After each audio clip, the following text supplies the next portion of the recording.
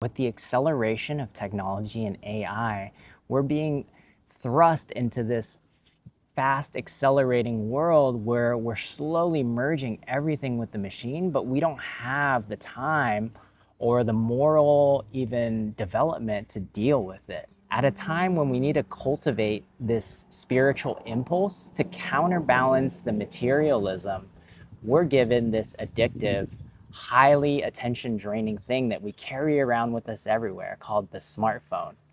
And this smartphone is now helping us to outsource our thinking, right? We ask ChatGPT and Google with every single question we know. We never sit there and think about things anymore. We never contemplate things. We never think about things deeply anymore. If you're like me, you probably sense that something's off in our society. With the rapid rise of technology and AI, it's all moving so fast and it feels chaotic, right? We're less attentive, we're way more distracted, and it's getting harder and harder for us to even be present around those that we care about. But I think the ultimate thing is that we're giving up our willpower. Our willpower, which is necessary as a force for us to be aware and to have conscious actions. With the Industrial Revolution, we already started outsourcing our physical labor in the name of efficiency and output. And now with AI, we're outsourcing our thinking. But I don't think this is anything that we can avoid. No, I think we have to tackle this head on and just be clear about what's happening to us on a spiritual and on a soul level. Because we were always supposed to use technology to benefit us in a material sense, but we were never meant to be enslaved by it. And I think I know what we need in our times, and I think I know how we can obtain it.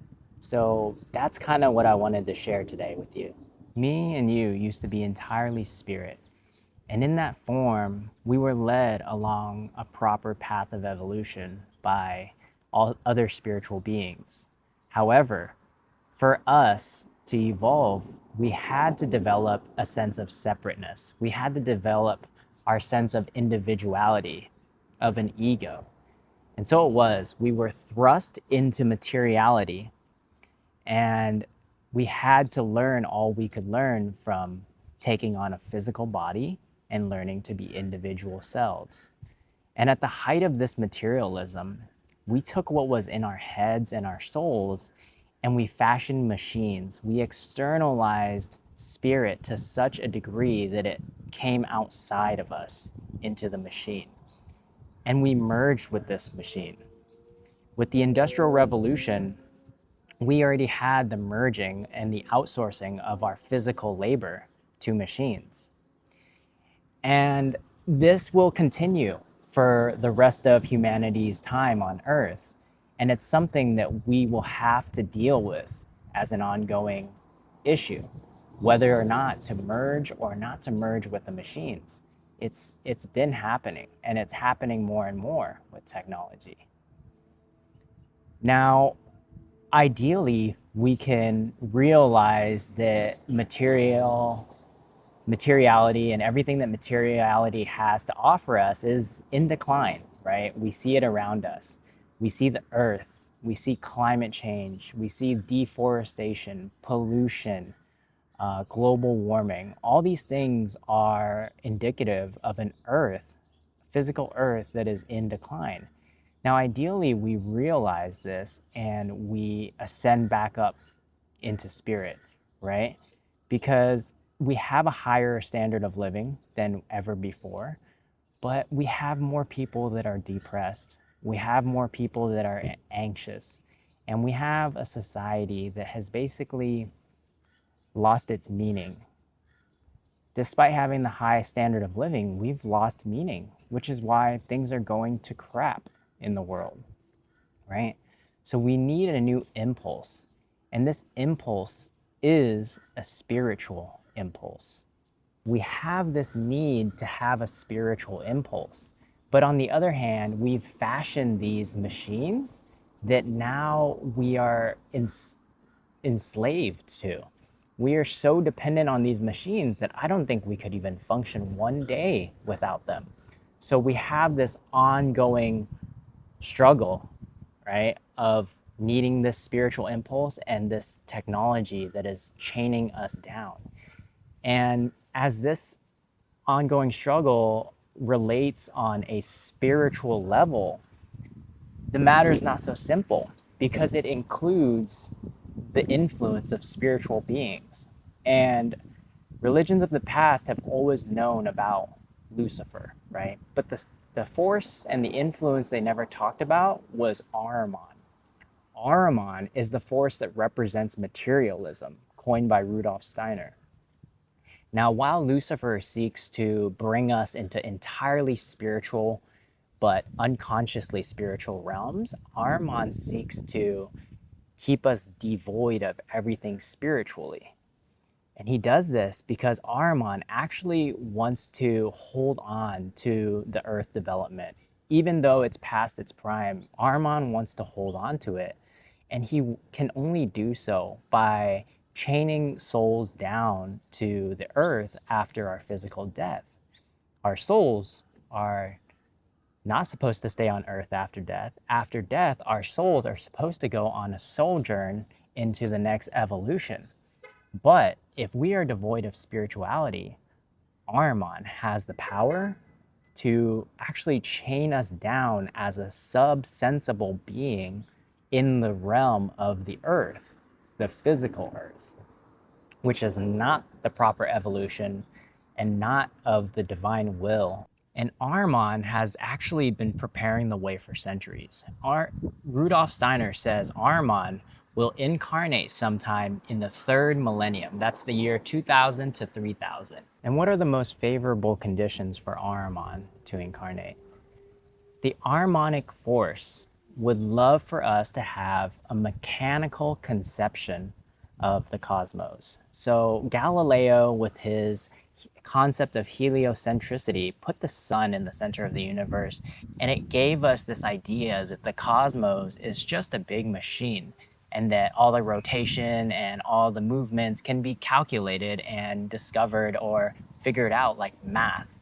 And when we do have this machine conception of the cosmos, that causes us to neglect the spiritual aspect, right? The spiritual aspect is crucial because if we don't have that aspect of the cosmos, we don't live anymore within the spiritual realm. At least we do, but we're turning away from it. And in that way, Ahriman can more easily take our souls away at our physical death and chain us to the earth, right? The other big thing is material welfare. So Ahriman seeks to have humanity completely materialistic and put material welfare above all else. And in our society, I fear to see that that's actually happening in a big way, right? We're putting money over morals, we're putting ambition over brotherhood, and we're putting consumption over deep contemplation of ourselves, of our lives, of what everything means, right?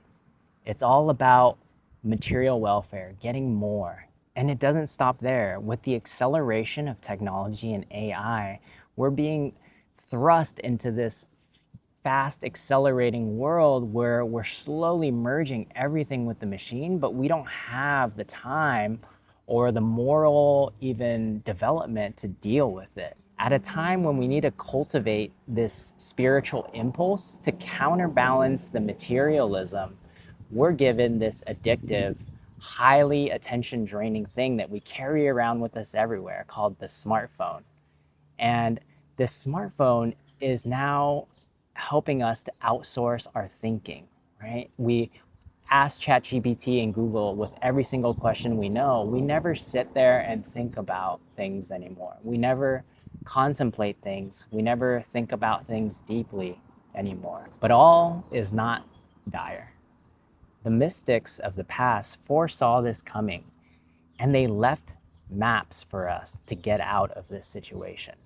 Gurdjieff famously said, "We are automatons that man is asleep, and unless he wakes up, he does not even know that he's in the prison that he created for himself.